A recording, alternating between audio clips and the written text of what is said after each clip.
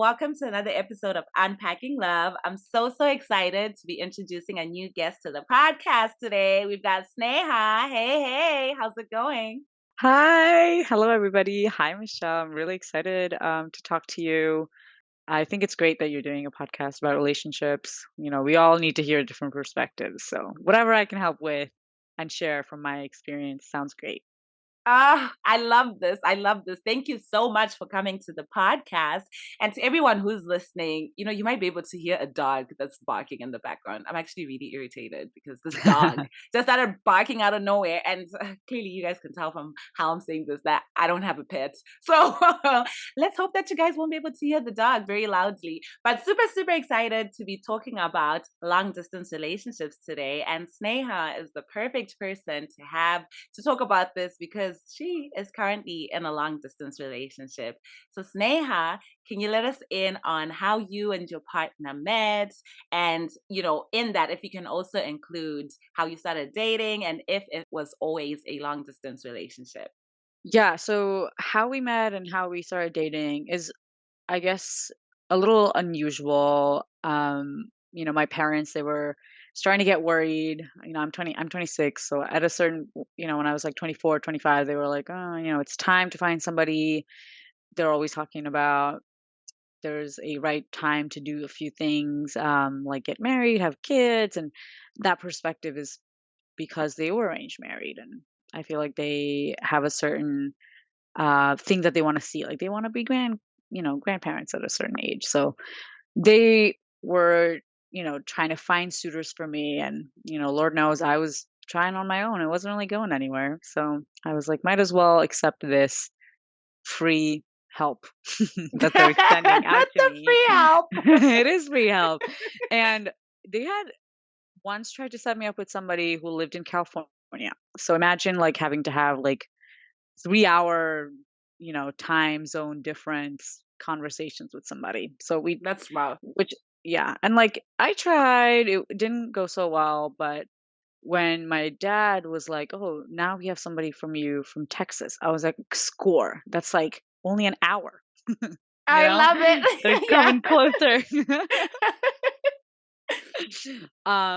So I was at that point where I was receptive to hearing from them because I mean I do trust my parents. They have my best interest at heart. And so I was home like last fall. So this is fall of 2022. And my parents like, bring up this person and they had they had heard about him through his family. So my parents had gone to Texas to see some of our family and had met his side of the family, not him, just his family.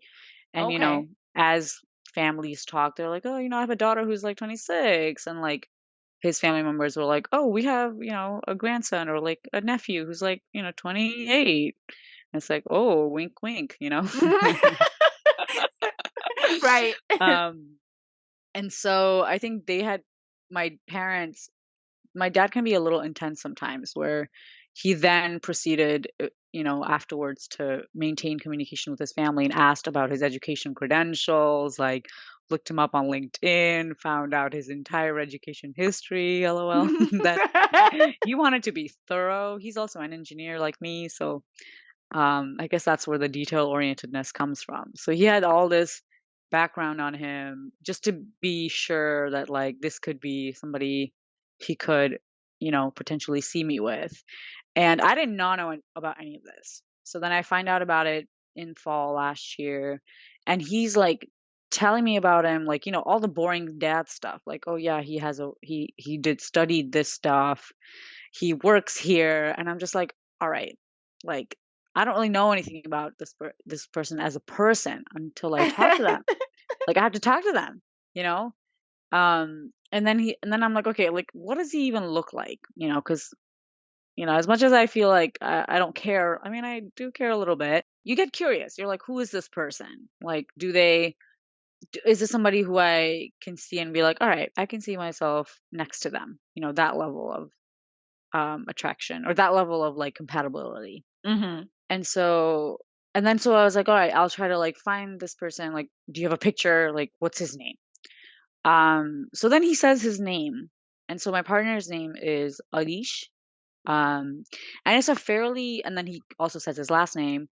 And that combination of his first and last name is not super common. And so I'm like, hmm, I'm like, where have I heard this name? This name is eerily familiar. That's so odd, though. It is odd, but I think, he's from Nepal too. So I think I know, like, the last name, first name combinations, and just like people in Nepal, there's not a lot of us. And Oh, okay, so okay. it's easy to like filter. And then I realized that he's the older brother of one of my like friends from school when I was in Oh, Nepal. oh my gosh, that's wild. So it's like this strange coincidence. And we're literally pulling into this Costco parking lot because my dad and I were out on an errand when he's telling me this. Um, and then I like he gives me his phone, and like he has like the Facebook profile of like one of his uncles or something, or one of, I think, his parents. And I'm like, I see her, my friend, and him with his parents there, and I'm like, all right, that's him. Wow. And I apologize. This is kind of a long story, so feel free to tell me to wrap it up. No, But I love it. I love it. Keep going. Keep going. yeah, and so that's when I was like, okay, I really don't want like my parents and his grandparents having a conversation right now, because this is somebody who can I can talk to my friend, who I trust, and just get the scoop from her. Like, is her brother even interested in doing this? Looking for somebody. Does he have some sort of secret girlfriend? Because some people are hiding this kind of stuff. That's true. Um, And the sister would give you the inside scoop, huh? yeah, and if anything, like she's sort of the type of friend who I wouldn't feel awkward about asking this about. And I imagine like she may have already heard about this too, because his family's been talking about it. So my plan was to reach out to her, but then I got busy with like family things, and then she actually texted me being like, "Hey girl, like how are you? LOL, I just heard there's talks about you and my brother." Oh my god.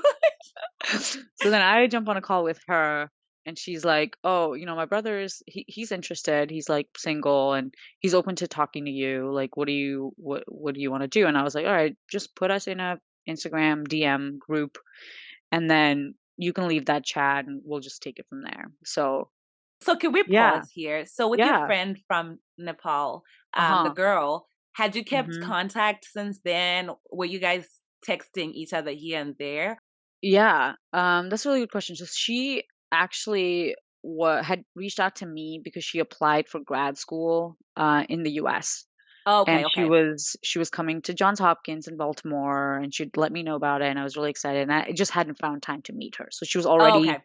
in Baltimore at that time. So we Okay, had stayed in gotcha. touch a little bit, just Instagram way, but we hadn't like met up since she moved here. But when I had gone to Nepal in the past, 2 times, I'd met her both times just to like catch up. Oh, that's Um so sweet. Oh my gosh. Okay. yeah. And she's just that type of person. She's the kind of person who would like likes to keep in touch with friends, and like likes to make friends very easily, and is very good at it. Okay. I love that. Okay, let's press Mhm. play on the story. Okay, so she texts you. Hmm. Uh-huh. And then so she put us in a group chat, like me and Arish and her. And then she's like, "Hey, like, this is Sneha. This is my brother. Like, he's awesome. Like, have fun, y'all." And then she left the chat. So she's like sort of the starter of things in a way. And so yeah, and then so we just texted, like we started texting on our phones since then, and I was still at home in Canada with my parents. And then when I got back to Boston, we like did a FaceTime like date thing for like I think an hour or so, and it was a good time. At that time I wasn't really thinking about it as anything. I was just like, we had a conversation. He seems cool. We like, I think right off the bat, talked about some like important things that I may not have necessarily brought up in every date in the past. So things like our political views and how much we care about mental health. Like this boy brought up therapy, and I was Oh like, great, wow. Okay. because like I'm always, I think, as a person who's like, as an immigrant who left a little younger, like I always, I'm surprised, and I guess I shouldn't be, but I'm surprised when I hear such like progressive views from like people who've moved from Nepal much later, because I just assumed that like that type of conversation about mental health and things is really tough to be had there. Um, Gotcha. So for but you, when did you move mhm. from Nepal to come here? Oh, so I immigrated to Canada from with my parents when I was 12. Oh, okay, okay. And then when did he leave Nepal?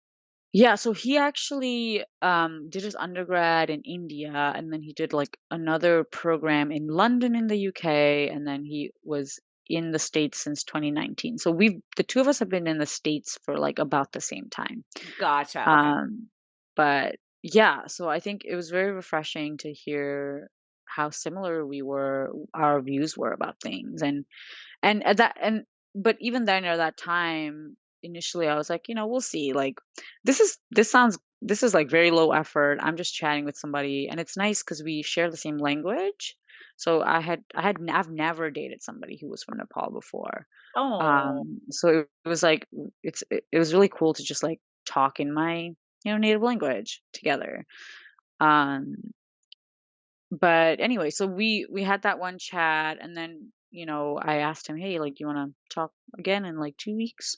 So then we ended up chatting like every like other week or so, but some of our conversations were really long. Like I remember once we talked for like 5 hours. oh wow. Yeah, and like once I was like, "Oh, I'm going on a walk on this new park.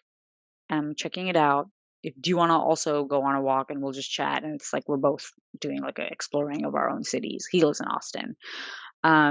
And so we did like some of that. We did like a cooking thing where we picked the same recipe, and like we went out and bought things for it, and then we were chatting while we were cooking, and then we were eating when we were cooking. So we did a So few at things.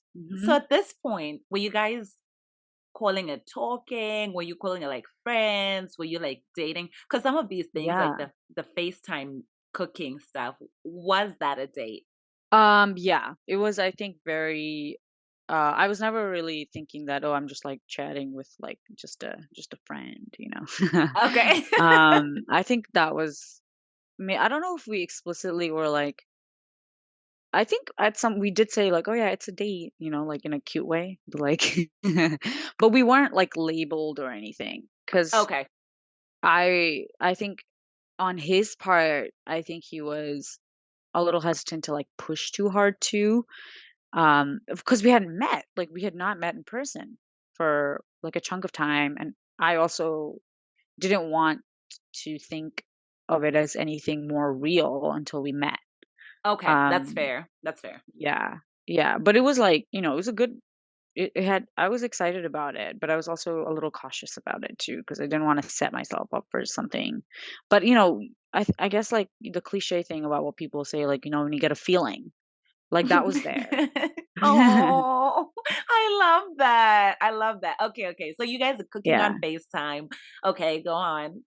Yeah, and then so we did that for a few months, and I was like, okay, I gotta go meet him, but like, how do we do this? Because Austin is pretty far, so just like opportunistic things happening for me, which I am thankful for. Is my uncle's family lives in Dallas, and my grandparents, my mom's side, were in Dallas visiting them, and my sister and we were like, oh, why don't we go see them? Because we haven't seen our grandparents in a while, and we haven't seen our uncle in a while. And then I was like, side quest. Let's Maybe go I to can. Austin.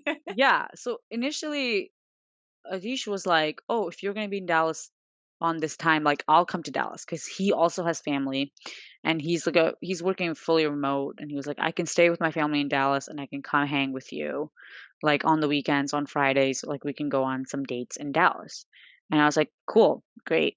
But my cousin who lives in Dallas was actually excited about us coming there and suggested a weekend trip to Austin because he said it's a more fun place. And then I was like, guess what? I'm actually coming to Austin the first weekend I'm there. So then we were planning some of those things. And then so I ended up in February of this year, so earlier this year in Feb. My sister and I went to Dallas, and then we like drove with my cousin to Austin. And on that first day when we drove in that morning, I told them, "Hey, I'm gonna spend the whole day with him, and then I'll see you guys in the evening, and we'll do some just cousin hangs like tomorrow on Sunday." But anyway, so we ended up meeting up on that Saturday, and it was just a lot of fun. It was just like the two of us like walking everywhere, eating food, chatting about everything. And it was just a confirmation that, oh, okay, so now this is like real because I was attracted to him. Oh. And I think we had like such a solid foundation from our calls and having to be intentional and making conversation like that, that it was just very smooth. How long had it been at this point? So we started talking in October. So October, November, December, January, Feb. So it was like we started talking in October and we met in Feb, so like 5 months. Oh, wow. Okay, yeah, Um, that's a long time. yeah, and like when I think about it, it's like maintaining interaction for 5 months in a very, I guess, intentional way. It's not something that you everybody is able to do. I think we were both in the place where we were very open to that and we were enjoying. And then I think some level of like me knowing his sister is like a vetting system. It's like that this person's probably like pretty decent. Gotcha. And also, you know the type of family that he comes from. So Yeah, it's true. it's not like people Mhm. are making stuff up about the family or making stuff up about him. Okay, gotcha. No, yeah, yeah. And then so that's in February is when we were like, okay, um, we hung out, quite a bunch of times. He actually ended up coming to dinner to meet my sister and my cousin too. And he helped us with some car troubles. Like we had car troubles the next day because my cousin parked in a place that he shouldn't have and we got our tires slashed. Oh my gosh. Oh my gosh. Uh-huh. So he ended up having to drive us back to Dallas. What? Isn't that crazy? I feel like in a weird Yeah. way, it was kind of good that it happened because you got to spend more time with him. But of course, it Yeah. sucks to have your tire slashed. But yeah. Yeah. I mean, like, it sucks for my cousin for sure, whose car Right. it was. But I agree. I think it was like a good I was very thankful for him being there, and, like, my sister automatically has such high regard for him as a result as well, so that's always helpful. Oh. Um, yeah, and then we just, like, stayed in touch since then, and he visited me, like, 3 times, like, over the spring and summer, and then then this is, like, my only my 2nd time coming here, so I'm now currently in Austin for, like, a couple weeks. So Gotcha. it's been Gotcha. going really well. I think we're in a really good place, and we're trying to find ways to not have that distance be a thing anymore because it does suck. Like it really sucks having to spend a lot of time and then being like, "All right, bye, see you in like 2 months." Right, right. Mhm. Okay. Wow, what a story. First of all, that is such a unique story because it started off almost like an arranged thing, but then it Mhm. ended up kind of being its own love story. And what a coincidence that this was your friend's brother. Yeah. That is so interesting. And like now I'm like, oh, the funny part is how this was your friend this whole time, but you'd never met her brother. No, I'd never met her brother. We were friends, and she had been to my house, but I don't think I had been to her place. And so Gotcha. it was just Okay. like one of those. We probably, like, seen each other because we went to the same school even, but I never actually we don't have that memory. Yeah, yeah, and also, the glow up sometimes happens a little bit later in life. So, So listen, true. Very like, true it for me. happens later on in life Yeah. sometimes. Girl, even for me, I'm like, "Listen, my photos from way back then, like, we are Yeah. keeping them under the ground, Yeah, I had not buried." done my eyebrows. Nobody can see them. Exactly. Oh, man, and you know what? I'm gonna say right now to anybody who's listening who's like, "Man, I'm out here. I'm trying to find someone." Have you looked at your friend's brother? Have you looked at your friend's sister? Wink, wink. You never know. You never It's know. true. Look inside, the circles Uh-huh. that you're in. But that's a really, really cool story. Okay. So basically, your story started off as a long distance relationship. And so I'm guessing when you went to Austin, is that when you then made it official? Like that first time meeting? Not the first time. So that whole day, it was just like I think another one because he had said when we hung out that first day, he was like, "Okay, like next week you'll be in Dallas for that because I had one more weekend in Texas and he was gonna drive up. So I think he wanted to ask me, like, on that weekend. So then he did kind of do that. Oh, So on I that love last weekend, that. like, officially and I was like, "Wow, like, this feels very high school," where, like, somebody was like, "Will you be my girlfriend?" kinda I question. love that. That is so cute. Okay. So then Mhm. now, today, it's like at this point that we're recording this, how long have you guys been together? So we were talking about people have different like ways in which they identify like anniversaries, right? So Right. I mean, if I think most people do it from the time when they first started like officially dating and talked about it, which would be February for us. But like real talk, if we weren't long distance, we would have met like way back in like November probably. Gotcha. So we chose to define it like the first FaceTime date, which was like in Oh. October. So it's going to be like a year in like a week and a half. Oh, I love that. Well, congratulations on a year. Thanks. Oh, thank you. And thank you for sharing your beautiful love story with us. Okay, so now can we talk about the perks of long Yeah. distance? Yeah, what are some of the perks that you have experienced, being in a long distance relationship? I think a lot of it is going to be custom to like, how we are in our relationship, right? But I think one thing that I really appreciated because we started long distance was like having all those talks so that we like understood each other so much before we even met Mm-hmm. like from like an emotional level anyway. So I really am thankful that we had that time and we made the most of it. um and, like, honestly, now it's really hard to think of perks because it's mostly just like, "Oh, no, like, why are you so far away?"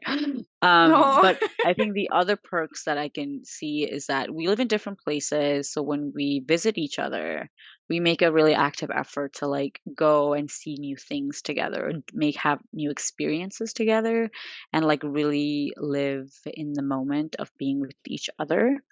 Not to say that people who are not long distance don't have that, but we definitely don't take any of the time that we have together for granted, and we check in with each other a lot. Um, so that I would say, like, just being able to explore different cities and be more, uh, you know, uh, be more curious and being more open to like doing new things in the cities that we both live in. That's been really cool. And like showing, for example, like I have this bakery that I love in like JP and in Boston, and like taking him there and like him being like, "Oh my god, these are so good," like No. that kind of like shared experience and like I would say that's the perk because it's pretty fun. Like the two of us even have like a spreadsheet like online where we Oh. have like things that we want to do while one of us is in the other cities and like the food places we want to go because like we love eating food together. So those would be the perks for me. I Hmm. love this. I love this. And you know what? I do want to say on that, the second perk that you gave, where you're like, we make an active effort to make the time count when we get together.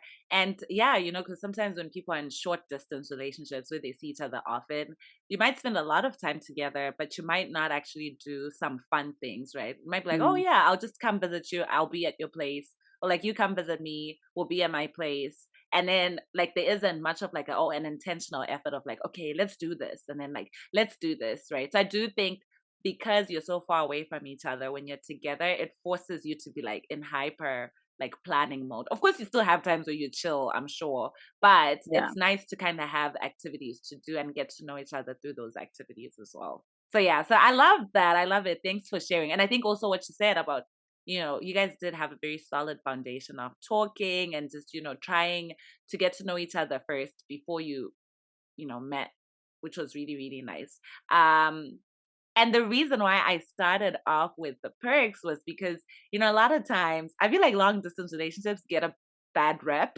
Hmm. I think, for a lot of people, they'll be like, oh, you know what? I would not want to be in a long distance relationship. Or, oh, I was dating this person while I lived in the city, but then because of work, I had to move to a different state and I'm not going to do a long distance relationship. So we had to cut it off. Yeah. So I think long distance relationships, for some people, they're completely like, I don't even want to try it, even though maybe they've Mhm. never tried it. But because, some people might be like, you know what? When I'm in a relationship, I have very high physical needs. And so if someone is very far, I just won't be able to take it. Right. So then even though Mhm. they haven't tried to be in one, they just know that it's not going to work for them. Some people might be like, oh, you know what? Because of what's required, like the communication and all of that, like it's a lot for me. So I won't be able to do it. So no shades and no shame at all for anybody who's listening who's like, I just don't want to, do a long distance relationship. It's up to you. But I think, you, Sneha, like sharing with us your experiences, at least it could give someone some glimmer of hope that some of these things do work out for some people. The other thing that I wanted to find out from you is like, I guess, having been in the long distance for a year, what are some of Mhm. the things that you'd be like, oh, you know what? These things have been a challenge. And then Yeah. on top of that, how do you overcome those challenges? Yeah. Everything that you said was so well put. I think I just want to comment that like all of those reasons for not wanting to be in a relationship, that it is long distance, very valid. I think Mhm. if you and your partner are in the same space where you're open to trying it and you're open to like, and you have similar communication styles and you communicate that clearly, then it can really work. It does require work. Like it requires, having to talk often and all that stuff. So just wanted to say that. So in terms of like what has been challenging, the number one challenging thing is to like I talked a big deal about like, oh yeah, when we're together, we like to be present. But I like this is the last weekend, for example, that I'm here in Austin. I'm leaving on Thursday, and I really have to try actively not to think about how I'm already like unhappy that I'm gonna be away from Oh. him, right? And I Mhm. think it's a shared sentiment between the two of us. Like we've talked about it before. So like having kind of like pushing those thoughts out sometimes because it can take over and just refreshing your mental state of mind and just thinking, "Hey, I'm here doing this thing. Let's enjoy this moment." And like we'll talk about this when we're just by ourselves together. And if it's overwhelming, share it. Right? So that's hard to like not think about the future, being sad parts. Mm, mhm. And obviously, I think it's the hardest when you don't have a plan in place of when you're going to see each other next.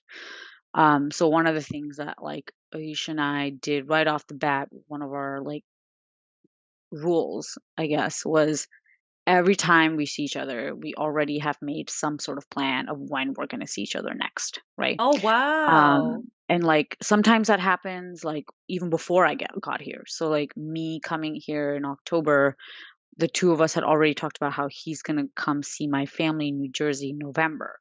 So I already know that. So we haven't had to like really work hard to make that happen, thankfully. It just has happened. But I think if you don't have that if you don't think about like if you don't make those plans, from my opinion anyway, then it can be really hard to just be like, oh, I'm not gonna see you. So like I would say, like, if you can make those plans while you're together or, close to that so that you have some plan as to when you're gonna see next, that's good. The 2 of us are also, you know, initially, I think, struggled with, like, what we want the future of the relationship to look like. I think both of us were hesitant to, like, bring that up initially, and I'm the more vocal one out of the 2 of us. So then I was like, "Hey, like, I think we should talk about the fact that we hate that we have this distance, and, like, the only way that we'll both be able to, like, stay happy and be okay with the distance is if we know we have a plan for how to get that distance to not exist anymore." I Um love that. So having kind of like Mhm. a planned date, right? Hopefully Mhm. of when the long distance will come to an end. Yeah, or like, where? Like, where is it gonna come to an end? Is it gonna be Okay. here or is it gonna be in Boston? So that kind of conversation can be challenging, can be hard. I struggled with it because our current plan is for him to move to Boston, which and the reason I struggled with it was because I felt like he was having to give up too much of like his familiarity with his existing city. It was his familiarity and his friendships that he has here. So then we had a discussion about it, and I think the thing that we talked about was that when you're making a compromise, sometimes not everybody is going to get 50-50. Like our relationship is pretty 50-50, but not everything has to be 50-50. Him moving to Boston will be hard, but there's a lot of gains there too, which makes and sure I have to give up slightly less, but as a collective unit, we're gaining a lot. So I would say like having those kinds of conversations and like bringing it up can be challenging.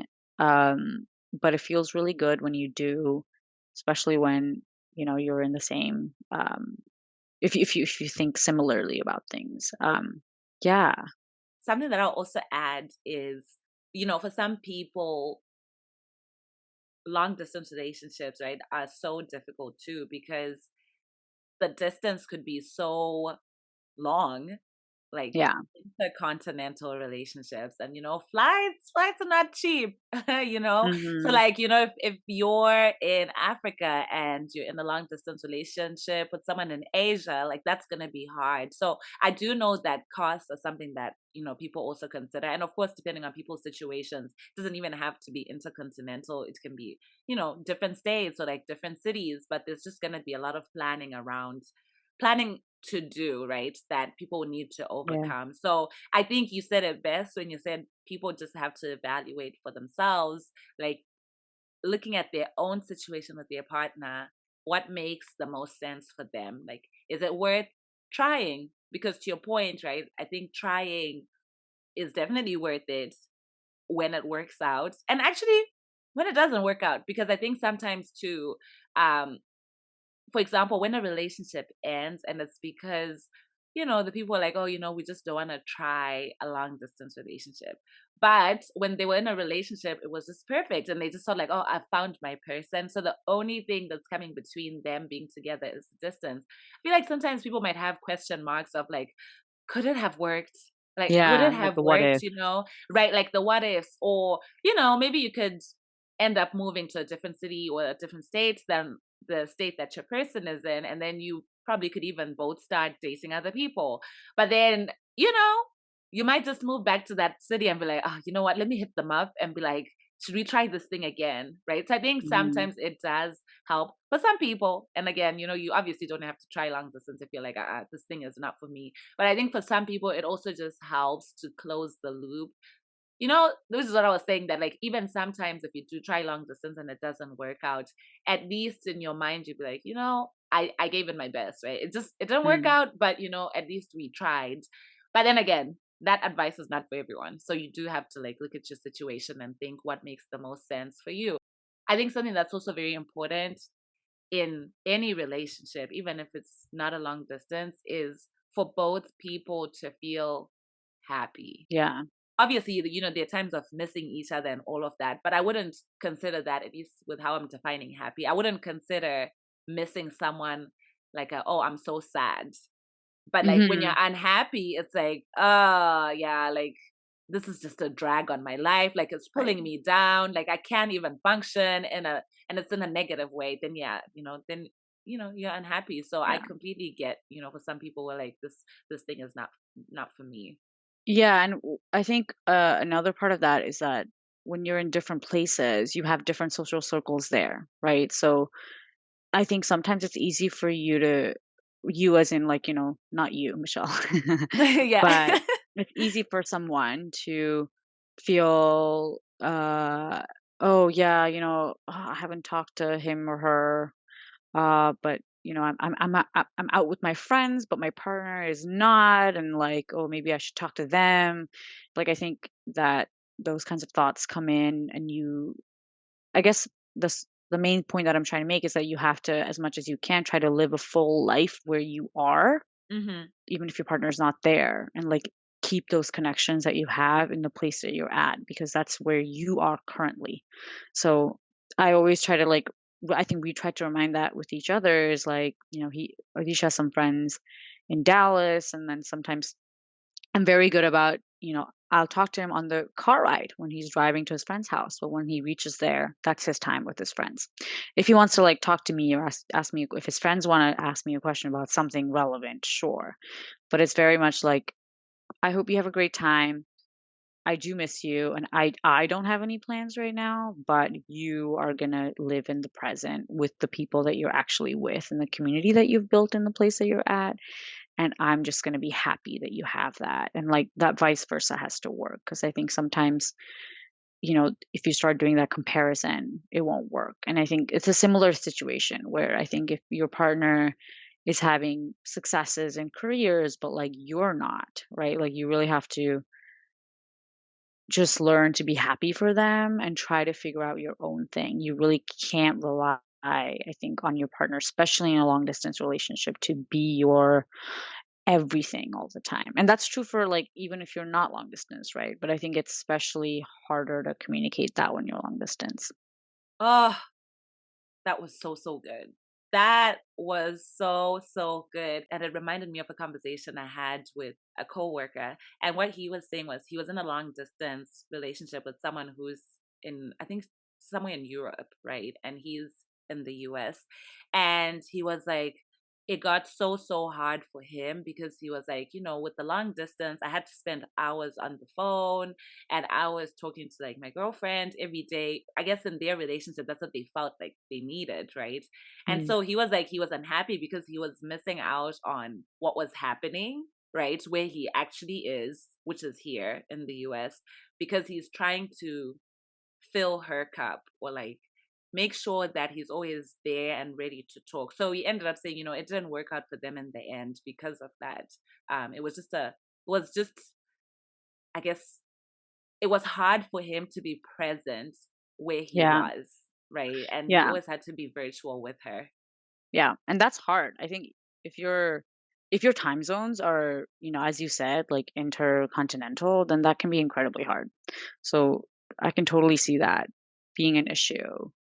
Yeah, Because you yeah. don't wanna say that you don't wanna tell your partner, "Hey, like, I don't wanna talk to you," because you kinda have to, like, you have to communicate when you're long distance, but, like, you have to decide together what makes sense for, both of you in terms of doing that and having full lives in the place that you're at. Yeah, yeah. That's a very good one. Yeah, with the whole time zones thing. Because honestly, you can be in a relationship where it's night and day, right? Like Mhm. when someone is waking up, it's good morning to them, but that's your good night. And then Yeah. you're waking up and it's like, oh, it's almost the end of their day. And so that's so, so hard because, at the end of the day, we're adults, we have things going. And so if you're working and your partner is working and your work days are just completely flipped, it's so, so hard. So you do have smaller windows to make Mhm. communication or conversation, like long conversations happen, right? So that can be really, really hard.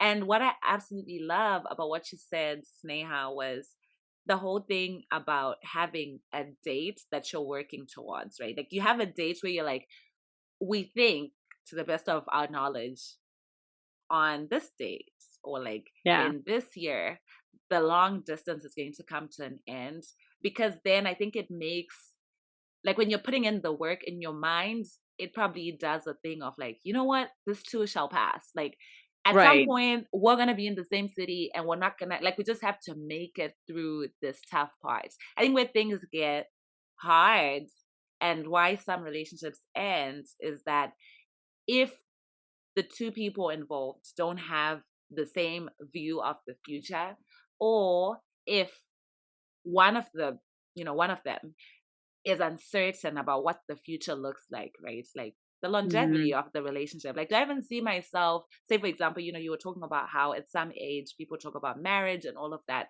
So if another person is now struggling to see if they would actually want to be married in a specific timeline, that can be really hard to just continue in the long distance relationship. Because then at that point, it just feels like you're putting in so much work, but you don't even know if the distance is gonna be closed at some parts or at some point in Right. time.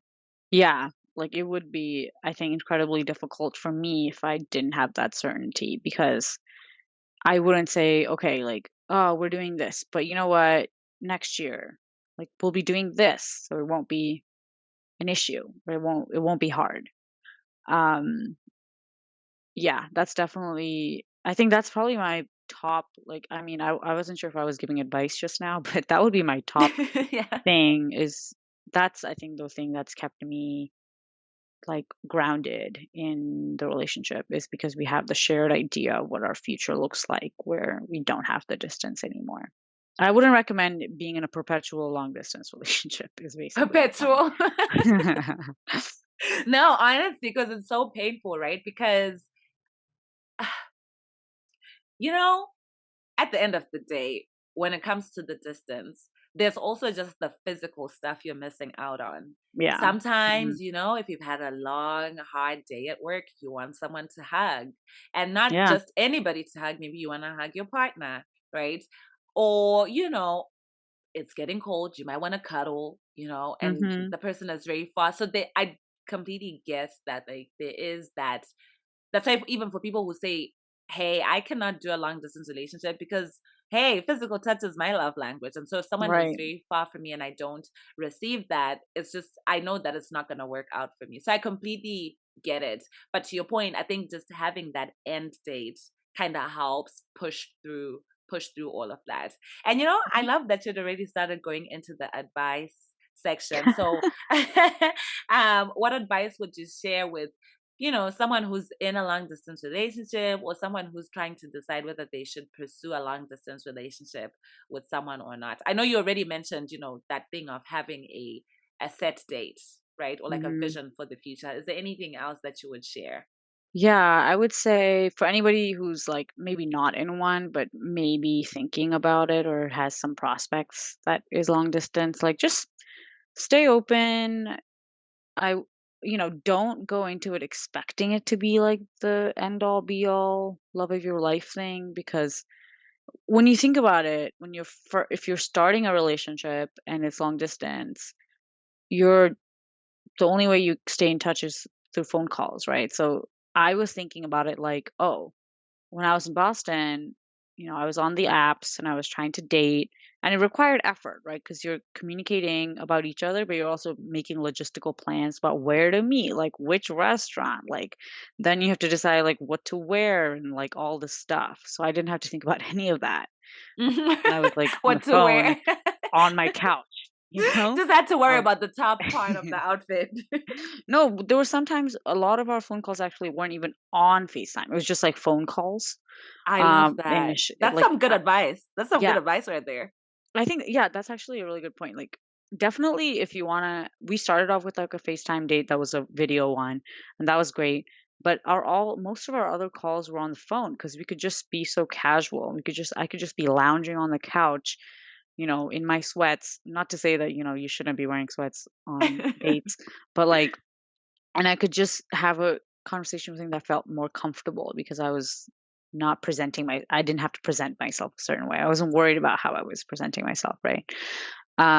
So anyway, so that would be one. I guess the other so just like staying open, don't expecting a lot and thinking about the perks of like how when you're starting out a long distance relationship, you can be as comfortable as you want when you're starting it. Right.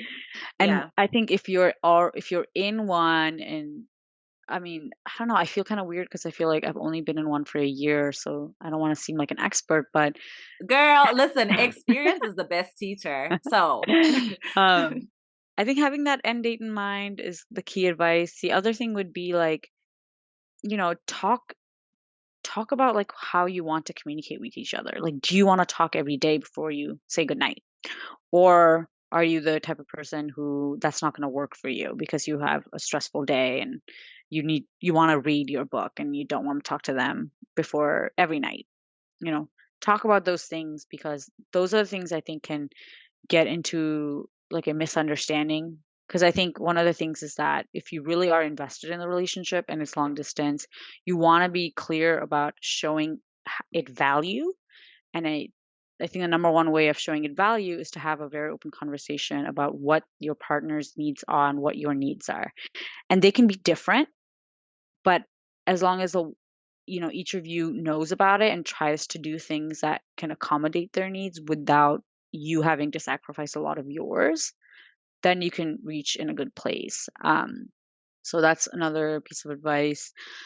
I don't know. I guess the third advice would be just like, as much as you can, like think about looking forward, like not just that end date, but I would say like plan for the moments where you're together. And it doesn't have to be, a rigid schedule of like, okay, at 10 a.m. Mm. we're having brunch here and then we're going to go here. But just being excited about things to do when you're together can add a lot of happiness to those moments. Like for me and Adish, like on our calls when we're not together, it's we always end with like, "Oh, I miss you," all the stuff, but a lot of the times that we talk about is like, "Oh, when you're here in, you know, November arbitrary time, I'm so excited because this event is happening and I looked into it and I think we should go." Like sort of injecting that enthusiasm and obviously don't fake it. But I think like forward thinking, not just about the end of the long distance, but even about like when you're going to be together, that has helped us a lot. And um, yeah, I don't know. I can't think of anything more, but those are the ones that stand out to me. I love that. I love that. Yeah, thank you so much for sharing. I think I would also add from things that I heard from some friends, because I have one friend of mine who was in a long distance for some years. And even though they were in a long distance for some years, they had like a future that they could see, right, of where they were heading towards.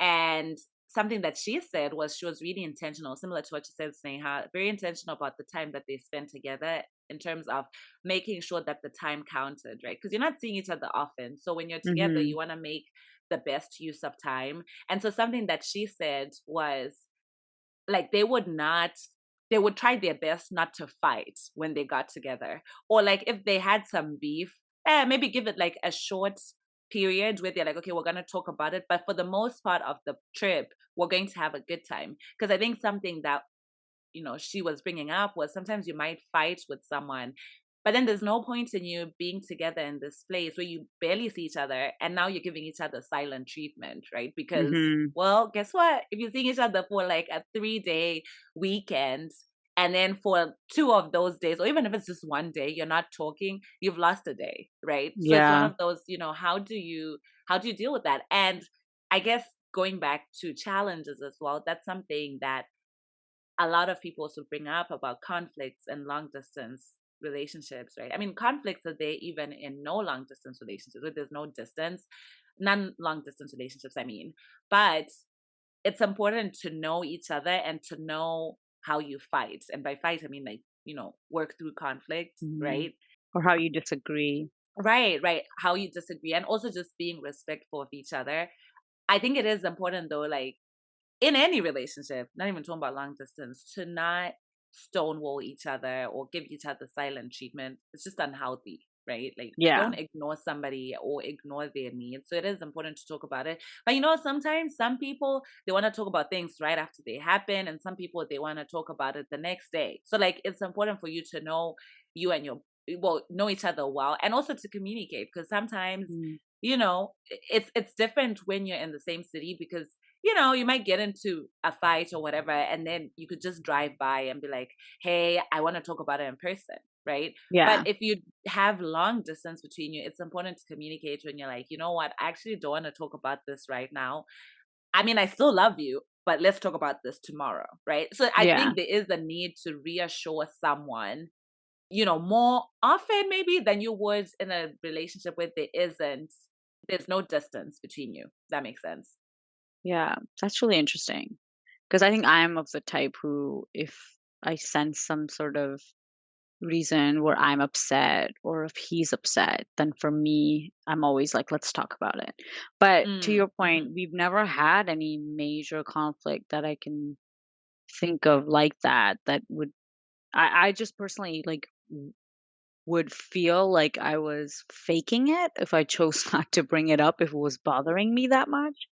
But I mean, I think that's true. I think that's true. Like understanding how your partner reacts to things when they're upset is probably really important because you can read that. And like, I guess when you're in a long distance relationship, you have to openly talk and ask about those things because you may not be able to observe them and you may not be able to like read those things, on a mm, phone call and mhm. stuff. So yeah. Well, our policy, one of the other things that we talked about when we first started dating was like if something comes up, we just talk to each other like right away and try to figure it out. It's just we haven't luckily had a lot of those things. I love that. I think what I love about what you said the most is having those things established already, right? Because you guys have already spoken about how to deal with certain things before they happen. So when a situation presents itself, there's kind of like a template, right? Of like how would they Yeah. potentially deal with something like that. And I think also to your point, I really love what you said, right? About being authentic. Because yes, there's no point in, okay, I've uh gone on a flight to go see this person. I'm really upset about something, but I'm like, oh, we only have 3 days. And I'm like, you know what? I'm just going to bottle it. I'm just going to, because yeah, it'll be hard to pretend. You know what I Yeah. mean? And sometimes you have to talk through it. But I think maybe for my friend and her partner, what worked out for them was maybe to have a time of saying, okay, we will talk about this for like, I don't know. Because, there's some things that just don't get resolved, right? Like, it's like, oh, a Yeah, back it's and forth. true. It And then could be it's like, ongoing. you just have different ways of seeing something. And so, is there a point in going back and forth and still reiterating the same points over and over again for hours? Right. Maybe not. But to your point, it's important to be authentic and to feel like whatever you have inside or whatever is bubbling up inside comes out because when you build it up, I feel like sometimes that's how people then have outbursts, right? Because you've been Mhm. like suppressing so many feelings. So yeah, to your point, I think I'm similar to you in that, yeah, if I'm upset, like you at least know that I'm upset. You at least know that like I'm upset about something. Yeah, I feel like I'm pretty telling emotions wise like that. So there's that. And I think another piece of advice too, I guess this would probably, I don't know if this would apply to people who are thinking about whether they want to go into a long distance relationship or if it would apply to someone who's already in a long distance relationship. I think in any relationship, even without distance, trust is a very important thing. I think long distance is even another level of trust, right? Because, Yeah. you know, this person is somewhere else. It could be a different city, a different state, a different country, and you're not there physically. Right. And, if you're in the same city as someone, like, I'm not saying like if someone is getting up to nonsense and they're cheating, you're always gonna know. But like, word goes around. So you might know, right? But then when you're in Mhm. a long distance relationship and you know absolutely nobody except for that person in that area, then you really have to fully trust them. So I would say, I think I would only advise going into a long distance relationship if you know that you can for sure trust someone. Because I think it saves you from a lot of Yeah. heartache and just headaches. Because also, right, I think trust is a very interesting thing in the sense that someone, if you're someone who's maybe insecure or maybe you do have trust issues or trauma from the past, and then you get into a long distance relationship with someone, and that person might very much not be getting up to anything crazy. Maybe they're not cheating, they're not doing anything. But if you're convinced that someone is up to something that they're not Mhm. even up to, it's just going to create a lot of friction, right? Because you're like, Yeah. oh, to your point, I think, Sneha, I really love what you said, where you're like, when your boyfriend is driving to see his friends, you'll talk to him on his way there, but when he's there, you fully trust him. You don't have to be Yeah. like, FaceTime me so I can see which friends, which friends you're with, right? So I think that's another thing with long distance relationship, where if both people are fully functioning in the locations that they're in, you have to trust that if your person says, hey, I'm out playing soccer with friends, or hey, I'm going for drinks with the girls, or hey, I'm doing this, you can trust them and be like, oh yeah, like that's what the person is doing, right? And there's no, Yeah. oh, is this person really doing this? I don't know, like, But then also, I think it also comes to communication as well, because Mhm. in any relationship you have to communicate, but I think it's even more so when you're in a long distance relationship, because Yeah. especially when you add like the time thing, I think sometimes too people can worry. So I have a friend of mine who's in a long distance relationship right now. Um, and so when her boyfriend texts her and she doesn't reply right away, which I think is also on another level. But if her boyfriend texts her, and these people are like on different coasts, right? So if her boyfriend Yeah. texts her and she doesn't reply right away, maybe like after 30 minutes, he'll message, babe, are you okay? And then like after a little bit, are you okay? Right. And she's like, oh, I was just stuck in a work meeting. Like, I'm fine. But for this person, he automatically goes to, oh my gosh, did something happen to her? Does she need medical attention? Yeah. Like, does she need? So I think that's why, too. I feel like sometimes when people want you to communicate, it's not necessarily because they think you're up to no good. Yeah. Sometimes it's even for their own peace of mind to just know that, hey, the person I care about is okay. Yeah. So things like those as well. Yeah, that's true. One thing that the 2 of us actually ended up doing was when he was visiting me in Boston, I had to go somewhere for a work thing, or I don't know, but I had to leave, and then I was gonna meet up with him somewhere, and I was just like, "Hey, just, like, share your location. Let's just share our location with each other so that I can find you easily." Hmm. And then we just, like, never turned it off, so I'm not, saying that you have to do this, because obviously there are certain people who, if your boundaries are like, "No, I don't need to tell you where I am all the time," right? Like, Hmm. but for the 2 of us, it's worked out where you know, sometimes I'll be like, "Oh, like, maybe I'll give him a call," and then I'll see that, like, he's at the gym, and then I'll say, "Okay, I'll wait for when he's home."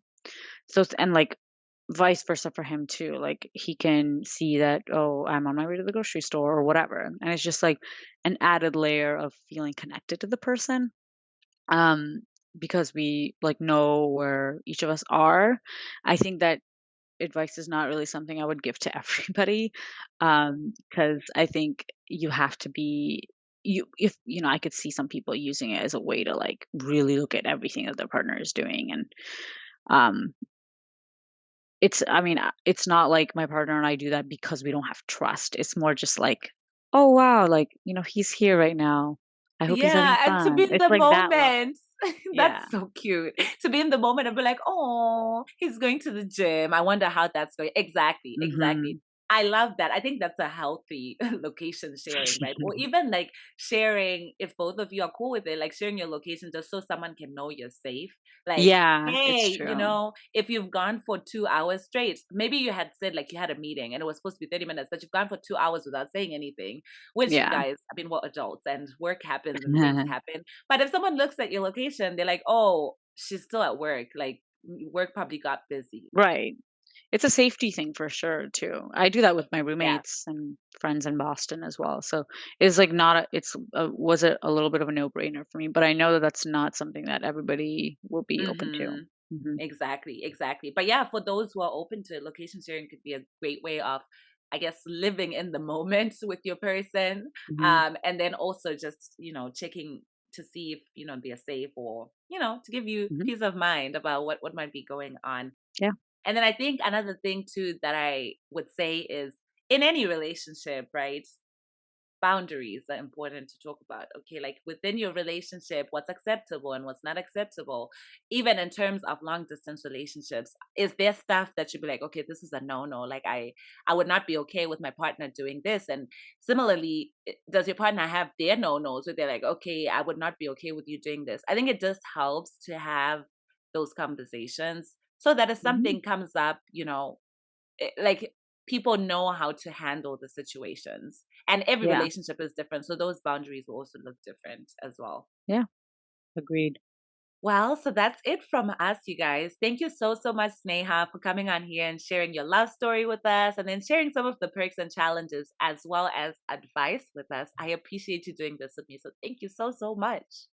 No, are you kidding me? It was such a blast. Thanks for having me on. You're so wise. And I think it's always so nice to hear from someone who's currently living in something. And I think that's the thing with relationships. And also going back to why I even started this podcast, it was so that we could all learn from each other because, you learn something from Mhm. people. You could also be in a long distance and then learn that, oh, other people are doing this. And like maybe this could actually help us in this area of our relationship. So I really, really appreciate you being open and honest with us and being vulnerable with us. To anyone who's listening, who's in a long distance relationship or who's contemplating getting into a long distance relationship, feel free to hit me up on Instagram if you need somebody to chat with about it, and we can definitely talk. So thank you so, so much, Sneha, and thank you everyone for listening. I will catch you in the next episode. Peace. Ndiwe wandiro ya moyo wangu, ndiwe wandikanganiza fungo zangu.